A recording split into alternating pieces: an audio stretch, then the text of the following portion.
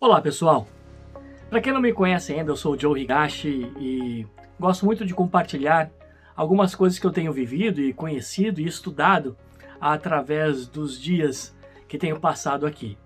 E uma das coisas mais importantes é que alguns anos atrás eu fiz um estudo a respeito do livro de Êxodo. Eu fiz alguns áudios com algumas mensagens e hoje eu quero apresentar para vocês alguns temas importantes desse texto que é muito fundamental para a nossa fé, para o nosso conhecimento teológico e o mais importante, para o nosso crescimento espiritual. Não venho aqui trazer uma pregação para que você entenda o que é fé, o que é Deus, o que é religião. Não. O meu propósito não é trazer para você religiosidade, e sim um pouco de conhecimento da Bíblia, do que a Bíblia fala e o mais importante, como aplicar os textos nos dias de hoje. E hoje o texto está em Êxodo, capítulo 1, o primeiro versículo. Eu quero ler apenas a primeira parte do texto que diz assim: São estes os filhos de Israel que retornaram com Jacó no Egito.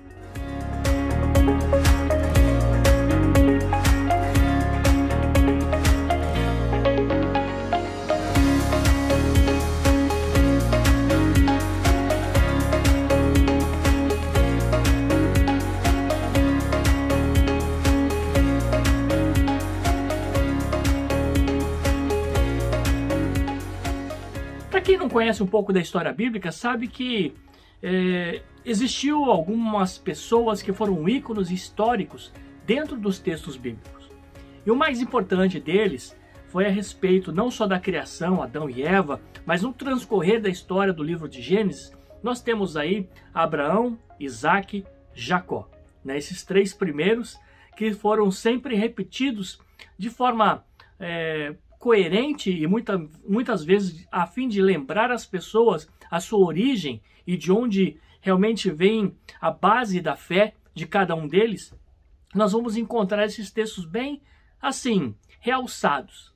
E o que me chamou a atenção nesse texto aqui é que você vai encontrar uma pessoa com dois nomes citados no mesmo texto. É engraçado isso, mas tem uma finalidade, tem um propósito e é importante a gente analisar. O texto diz assim: são estes os filhos de Israel. Quem era Israel? Não era Jacó, que foi mudado de nome? E quando você continua o texto, você vai encontrar assim: filhos de Israel que entraram com Jacó. Por que a intenção de citar os dois nomes? Para que fazer referência desses dois nomes que eram da mesma pessoa? É provável que Deus queria colocar aqui, através desse texto, a intenção dele de mostrar que a mesma pessoa que Deus mudou o nome dele, ele não deveria ser esquecido dentro de um fator histórico. Porque quando se fala Jacó, se lembra exatamente do terceiro patriarca da linhagem de Israel. Quando você estuda sobre Israel como povo, você vai entender que Jacó como pessoa, aí sim você vai começar a entender a separação das duas coisas. Aqui você vai encontrar que Deus estabelece exatamente essa separação. Quando fala Israel aqui, agora nesse contexto, ele está falando desse seu povo que é estabelecido. E quando ele fala Jacó, ele está falando da pessoa de Jacó, Então nós temos que ter a intenção do autor escrevendo aqui para que nós pudéssemos diferenciar uma pessoa de outra. Pois é. E nesse texto, nós vamos encontrar então essa palavra falando do povo Israel, que eram filhos de Israel, que entraram junto com Jacó, a pessoa de Jacó, o patriarca. Por que Deus faz questão de citar esses nomes? Importante saber que para Deus, todo mundo é chamado pelo seu próprio nome. Porque Ele conhece cada um de nós e Ele sabe da nossa individualidade. E Deus busca sempre conhecer a cada detalhe de nossa individualidade, e a Bíblia fala que Ele nos chama pelo nosso próprio nome. Ele diz lá num texto bíblico: chamei-te pelo teu nome, tu és meu. Ou seja, Ele quer fazer você entender que Ele conhece você na sua intimidade, na sua essência, e é com você nessa sua essência que Ele quer fazer uma aliança, um acordo, um pacto. Olha só que interessante. E Deus aqui nesse texto apresenta Jacó para que as pessoas lembrassem de todos os outros antepassados. Porque quando se falava de um patriarca, logo se lembrava, principalmente aqui nessa história do Egito, que as pessoas estão saindo do Egito aqui em Êxodo, nesse contexto histórico, quando se falava de Jacó, logo se lembrava do pai dele, que é Isaac, e do avô dele, que era Abraão. Então nós temos aqui o contexto sólido, dizendo então, quando entra com Israel, está lembrando de todos os patriarcas que antecederam Abraão, Isaac e Jacó. E nós vemos aqui que é apresentado para o seu povo, nesses nomes, 4 pilares da fé. Não só do povo judeu, não só do judaísmo, mas de nós também cristãos. Olha só que interessante, o texto vai tecendo para nós. Afinal de contas, se você não sabe a semântica da palavra texto, texto significava antigamente tecido, porque era exatamente esse tipo de formato que teciam as linhas para que se formasse uma maneira de você escrever as letras sobre elas, por isso que era chamado tecido. O texto, a palavra texto vem dessa sintaxe, né? Por isso que falar até hoje indústria têxtil, né? Quem fabrica panos, tecidos, exatamente por isso.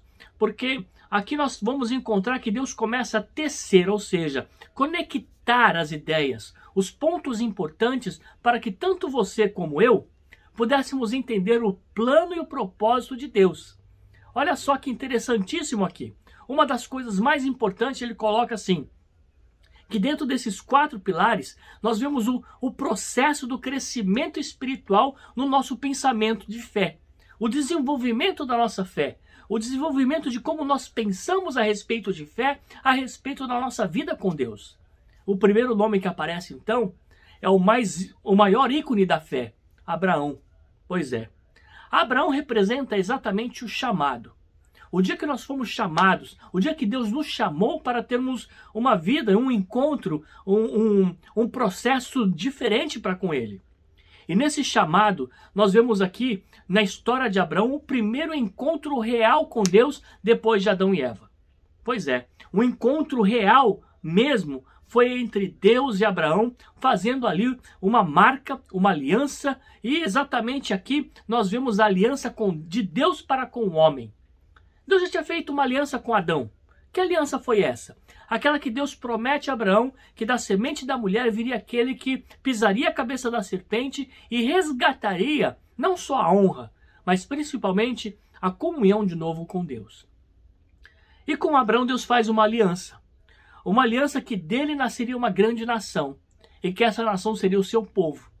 E olha só, que nesse momento dessa aliança, a vida de Abraão é marcada por atitudes de fé. Primeiro porque ele sai da terra dele, sai do meio dos seus parentes, sai do meio de tudo, para seguir apenas uma ordem que ele nem sabia qual era. Porque Deus falou, sai da sua terra, sai do meio dos seus parentes e vai para um lugar que eu vou te mostrar.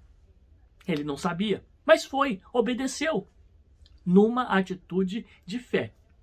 Porque o que é fé? Fé é exatamente isso, você agir sem ainda ver o que vai acontecer, sem saber de fato o que está sendo realizado, mas acreditar que você está realizando, tomando posse, tomando segurança daquilo que ainda você não vê, mas você tem a certeza que vai acontecer. Isso foi Abraão. Então, ele é a primeira coluna desse processo de crescimento espiritual que nós vamos chamar aqui, que representa o chamado através da fé. O segundo nome é Isaac. E o que Isaac representa, que era o filho de Abraão? Era exatamente o cumprimento da promessa. Deus tinha feito uma promessa para Abraão, que é dar um filho para ele, e que através desse filho ele ia gerar uma grande nação. E dentro dessa situação, nós temos a promessa desse filho, esse filho herdeiro, esse filho que realmente seria a chave principal para que toda a promessa que ele tinha dado a ele se cumpriria. Mas nós vamos ver que no decorrer da história da vida de Abraão, nem um lugar ele sabia qual era e nem o filho chegava para ele. Porque o tempo foi passando, os anos foram correndo e ele não tinha ideia de quando viria a bênção que era o filho e de quando isso acontecer e onde seria esse lugar que Deus ia dar para ele como promessa.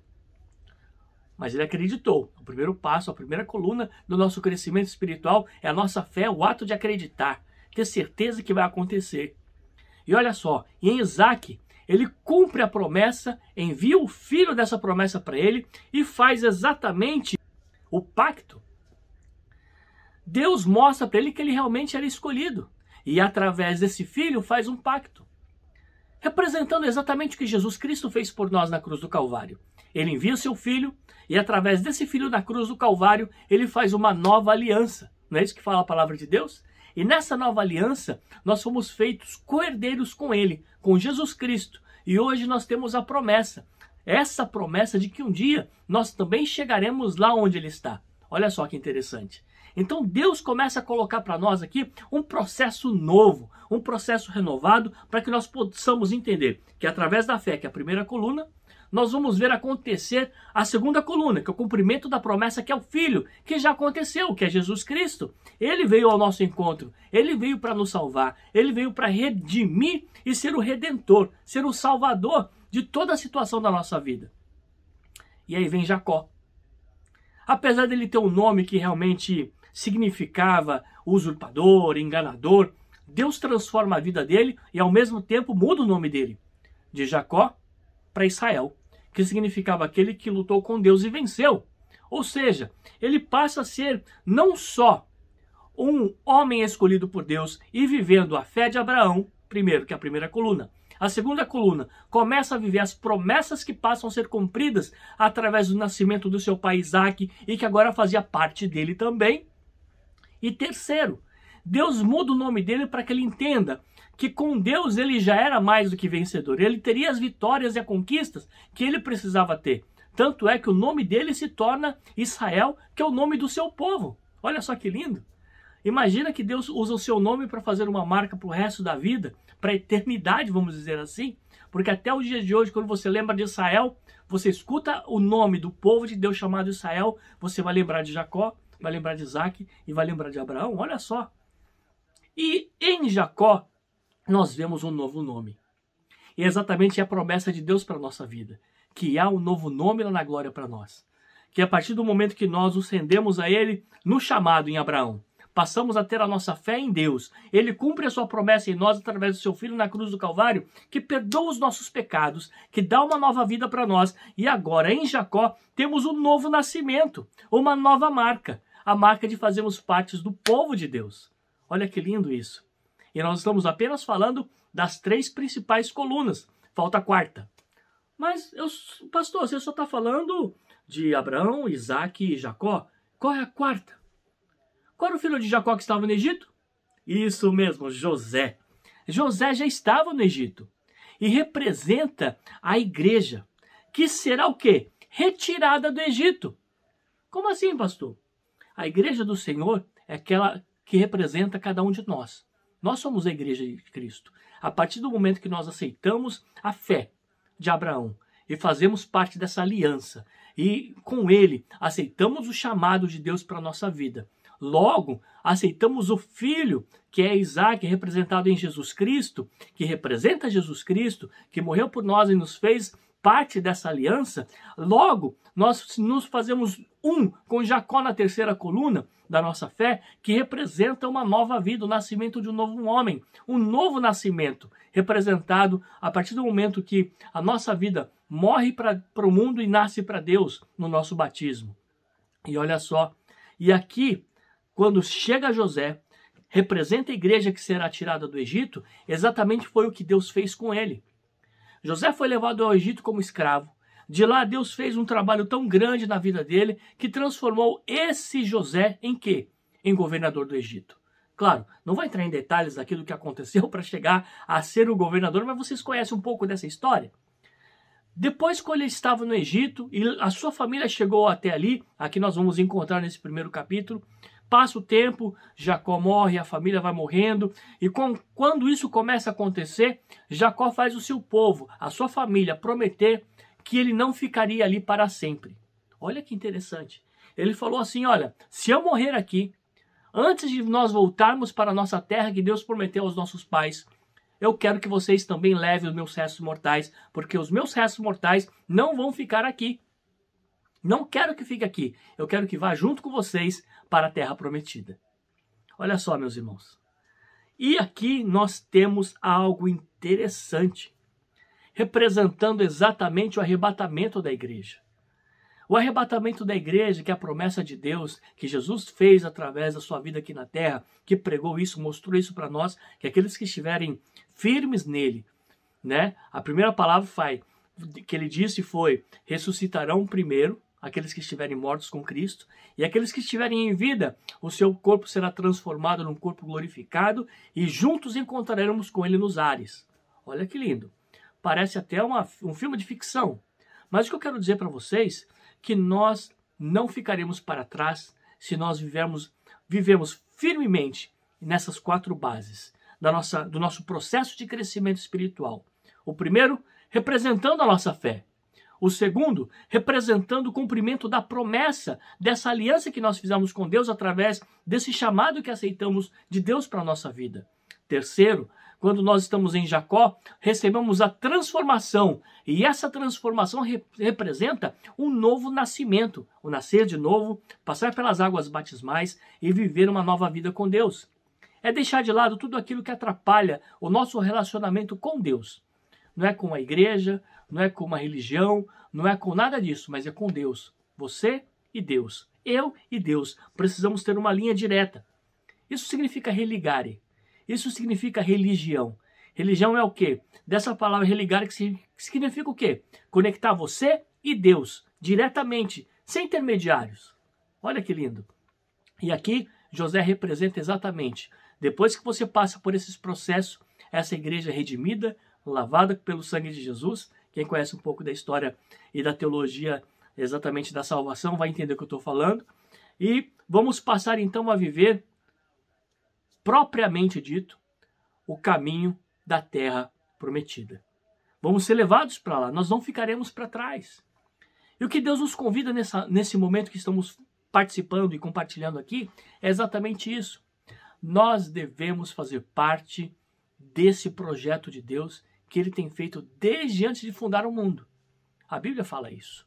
Que ele já escolheu o Cordeiro antes da fundação do mundo, representando exatamente que Deus estabelecia esses 4 pilares da nossa fé, para que nós, através desse processo de crescimento espiritual, pudéssemos chegar exatamente neste ponto aqui, que a Bíblia nos convida a sermos e vivermos o que Jacó determinou. Nós não ficaremos aqui. O Egito representa exatamente essa aflição, essa escravidão. Quantos de nós estamos escravos de sentimentos, pensamentos, ideias, ideologias, teologias, igrejas, religião? Somos escravos a tudo isso. E Deus nos convida a sermos livres, a vivermos uma vida livre, igual José viveu. Ele falou: eu não quero ficar mais aqui no Egito. Egito significa opressão, aquele que oprime. E nós não devemos mais viver oprimidos nessa situação contrária. Pelo contrário, nós devemos viver a liberdade que Deus prometeu e realmente foi para a qual nós fomos criados. A Bíblia declara que nós, nele, verdadeiramente somos livres. Que nós possamos viver essa liberdade em Cristo. Não só a liberdade, mas que nós possamos realmente ir de encontro com ele naquele dia do arrebatamento da igreja. Eu sei que muitos já não ensinam mais isso, não pregam mais sobre isso, com medo até de perder membros, seguidores, não sei. Mas é real, a Bíblia fala sobre isso. Um dia eu quero comentar sobre isso com mais detalhes, mas hoje quero me ater a esse primeiro versículo de Êxodo. Teremos uma sequência nessa série de Êxodo capítulo 1, que tenho certeza que você não vai querer perder. Nós vamos estar seguindo aqui, continuando com outros temas a respeito desse livro que nós vamos mastigar bastante.